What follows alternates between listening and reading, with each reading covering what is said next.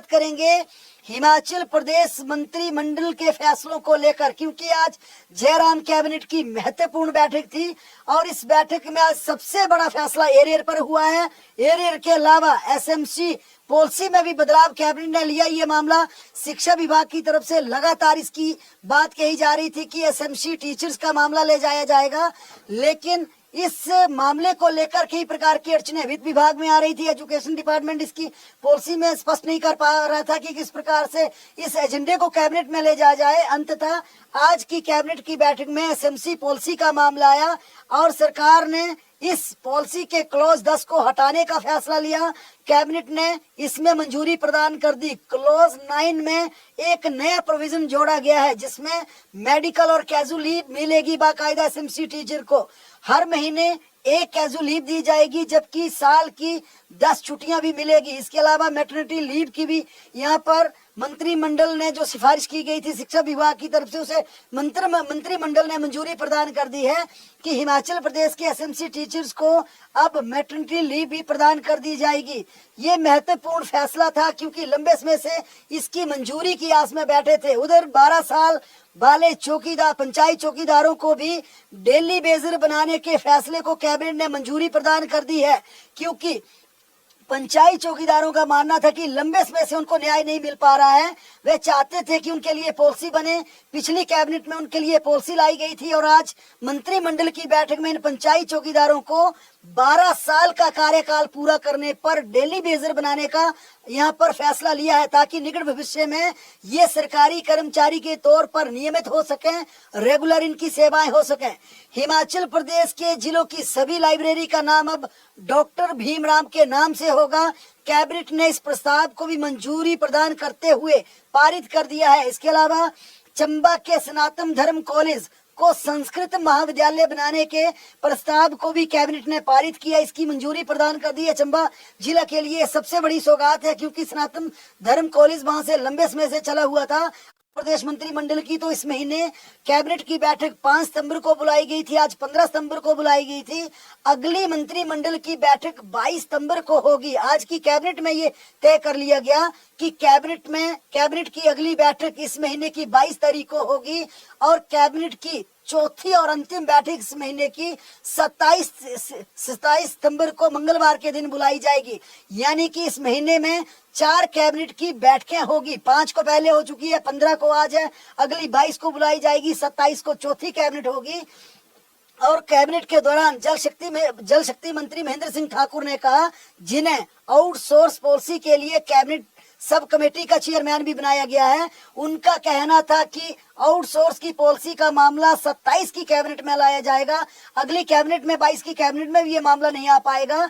27 की कैबिनेट में इस पॉलिसी को लाएंगे, उसी दिन इसे मंजूर करेंगे और इसी महीने आउटसोर्स के कर्मचारियों की प्रस्तावित पॉलिसी को लागू भी कर दिया जाएगा। यानी कि जिस प्रकार से अब ये बातें चल रही है कि कहीं चुनावी शगुफा न बन जाए आउटसोर्स कर्मचारियों की पॉलिसी, 11th आवर पर अगर सरकार आउटसोर्स पॉलिसी का मामला लाती है और अगर ये एग्जीक्यूट नहीं हो पाती, धरातल पर लागू नहीं हो पाती, तो ये जरूर उनको झटका लगेगा। लेकिन जल शक्ति मंत्री ने ये स्पष्ट कर दिया कि इस महीने की चौथी बैठक जो कि 27 को प्रस्तावित है, टेंटेटिव इसका शेड्यूल मंगलवार 27 सितंबर को रखा गया है, इसमें आउटसोर्स का मामला लाया जाएगा और इसी महीने इस पॉलिसी को इंप्लीमेंट भी कर दिया जाएगा।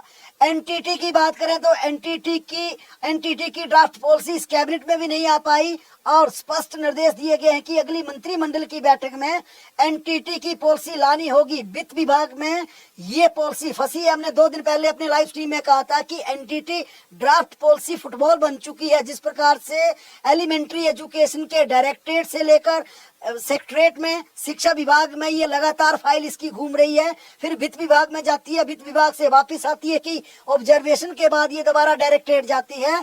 अब एनटीटी ड्राफ्ट पॉलिसी की बात की जाए तो इसमें जो सबसे बड़ा पेंच है वो सरकार की तरफ से निर्देश दिए गए हैं कि इसी महीने ये भर्ती करनी है, लेकिन अभी तक इसकी पॉलिसी वित्त विभाग में फंसी है और वित्त विभाग की ऑब्जर्वेशन है कि आप स्पष्ट कीजिए कि हिमाचल प्रदेश में आप एनटीटी के कितने टीचर भर्ती करना चाहते हैं और एनटीटी की भर्ती का आपका क्या प्रारूप होगा। शिक्षा विभाग क्या चाहता है, जो एडमिनिस्ट्रेटिव डिपार्टमेंट है, इसका एडी है, वो क्या चाहता है, एनटीटी के टीचर्स की भर्ती आउटसोर्स पे की जाए, रेगुलर मोड में की जाए। अगर आउटसोर्स से करनी है तो इनका वेतन कितना होगा, अगर रेगुलर करनी है तो फाइनेंशियल इंप्लीकेशंस कितनी आएंगी, कितने समय में ये पद भरने हैं, किन स्कूलों में इस समय एनटीटी के तहत स्कूलों को मंजूरी मिली है, भारत सरकार से कितना पैसा मिला है, और अगर आउटसोर्स पे ये भर्ती करनी है तो हर एक टीचर पर हम कितना पैसा खर्च कर सकते हैं। ये विस्तार से इन तमाम बिंदुओं पर ऑब्जर्वेशन लगाते हुए, पत्तियां लगाते हुए वित्त विभाग ने इसकी फाइल लौटाई थी, जिसके बाद कल जरूर शाम को एजुकेशन डिपार्टमेंट की तरफ से ये फाइल वित्त को भेजी गई है। लेकिन ये मामला अभी भी कैबिनेट में नहीं आ पाया है। माना जा रहा है कि अगली कैबिनेट जो कि 22 सितंबर को बुलाई गई है, इस मुद्दे को लाया जा सकता है। अब बात करेंगे हिमाचल प्रदेश के कर्मचारियों के एरियर के मुद्दे को लेकर, क्योंकि इस मुद्दे को लेकर आज बाकायदा कैबिनेट में ले जाया गया और कैबिनेट से अप्रूव करवाया गया कि हिमाचल प्रदेश के कर्मचारियों को कितना एरियर दिया जाए। और इसके लिए मुख्य सचिव ने मंत्रिमंडल को अप्राइज किया कि मुख्यमंत्री जयराम ठाकुर ने 15 अगस्त को हिमाचल प्रदेश के कर्मचारी और पेंशनर्स को एरियर के लिए 1000 करोड़ रुपए देने का प्रावधान किया था। मंत्रिमंडल ने इस 1000 करोड़ की राशि को 1300 करोड़ कर दिया, यानी कि मुख्यमंत्री जयराम ठाकुर की जो 15 अगस्त की घोषणा थी 1000 करोड़ की, उसे 1000 करोड़ से बढ़ाकर 1300 करोड़ कर दिया। 300 करोड़ इसे इंक्रीज किया आज कैबिनेट ने। ये मंत्रिमंडल का बड़ा फैसला, क्योंकि 1000 करोड़ बेहद कम एरियर था। उसकी परसेंटेज जब वित्त विभाग ने निकाली तो 8-9% हर एक कर्मचारियों को एरियर जा रहा था वर्ष 2016 से लेकर अब तक। इसी के चलते 13,000 करोड़ की प्रावधान के बाद अब निर्णय ये हुआ कैबिनेट से कि जितने भी हिमाचल प्रदेश में क्लास 4 कर्मचारी हैं उन्हें मैक्सिमम 50,000 रुपए एरियर दिया जाए, या जितना उनका एरियर बनता है उसका 50% दिया जाए। और इन दोनों में से जो कर्मचारियों की अपनी इच्छा होगी उसे वे अडॉप्ट कर सकते हैं, लेकिन यहाँ पर मैक्सिमम लिमिट 50,000 जरूर कर दी गई है। अगर किसी कर्मचारी का 50% 50,000 से ज्यादा बन सकता है वह जरूर ले सकता है, लेकिन दूसरे सभी कर्मचारियों के लिए 50,000 राशि की यहाँ पर तय कर दिया गया है। 50,000 से ज्यादा किसी को नहीं मिलेगी। इतना जरूर फैसला हुआ है कि जिन कर्मचारियों का एरियर 50,000 से कम होगा, चाहे 10,000 है, 20,000 है, 30 या 40,000 है, 50,000 से कम होगा चाहे 49,000 होगा, उन सभी कर्मचारियों को एक मुश्त वित्त विभाग उनका एरियर दे देगी, जारी कर देगी। इसकी भी कैबिनेट ने मंजूरी कर दी है कि अगर किसी का एरियर 50,000 रुपए से कम है उन्हें एक मुश्त एरियर उनके खाते में डाल दिया जाए। लेकिन राज्य के क्लास 3, क्लास 2 और क्लास 1 कर्मचारियों को एक बराबर 50,000 रुपए का एरियर दिया जाएगा।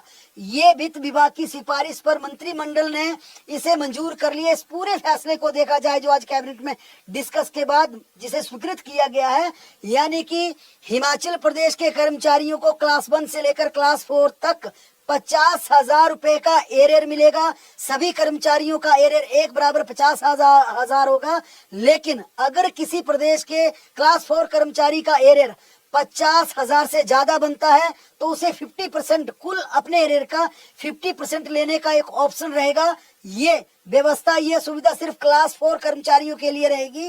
क्लास 2, क्लास 3 और क्लास 1 इन सभी को 50,000 की पहली किस्त मिलेगी, इससे ज्यादा नहीं मिलेगा। लेकिन जिनका एरियर 50,000 से कम होगा उन्हें एक मुश्त एरियर प्रदान कर दिया जाएगा। इसके अलावा बड़ा फैसला ये लिया कि इन कर्मचारियों के परसों यानी कि शनिवार तक इनके खाते में एरियर की राशि जानी चाहिए। ये भी मंत्रिमंडल ने निर्देश जारी किए वित्त विभाग को कि आप इसकी तुरंत नोटिफिकेशन जारी कीजिए और शनिवार तक यानी कि परसों तक इन तमाम कर्मचारियों के खाते में एरियर की राशि चली जानी चाहिए। एरियर के बाद अगर डीए की बात करें तो डीए का मामला आज कैबिनेट की बैठक में नहीं आया था और माना यह जा रहा है कि सितंबर महीने की आखिरी कैबिनेट में भी डीए का मामला आ सकता है। डीए पर आज कोई डिस्कशन नहीं हो पाई क्योंकि आज कैबिनेट ने कहा कि सबसे पहले एरियर पर फैसला कीजिए। एरियर की पहली किस्त जो मुख्यमंत्री ने अनाउंस की है, पहली किस्त जब कर्मचारियों और पेंशनर्स के खाते में चली जाएगी उसके बाद ये फैसला लिया जाएगा कि